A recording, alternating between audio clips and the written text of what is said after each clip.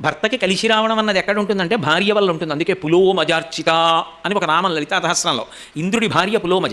ఆవిడ లలితాపరాభట్టారికా స్వరూపాన్ని ఆరాధిస్తుంది కాబట్టి ఇంద్రుడు ఎప్పుడూ ఇంద్ర పదవిలో ఉండగలుగుతున్నాడు.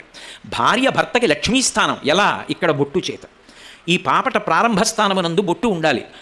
అందుకే పాపిడి కొండలు వాటి పేరు. గోదావరి మధ్యలో ఆ కొండ వస్తే గోదావరి పాపిడి తీసినట్టుగా, పాపట అంటే మధ్యలో గీతలా తీసి కురులను అటు ఇటు దువ్వుతారు.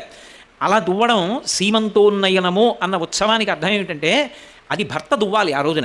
అది కూడా ఎలా దువ్వాలి అంటే మామూలు దువ్విన పట్టుకొచ్చి దువ్వడం కాదు.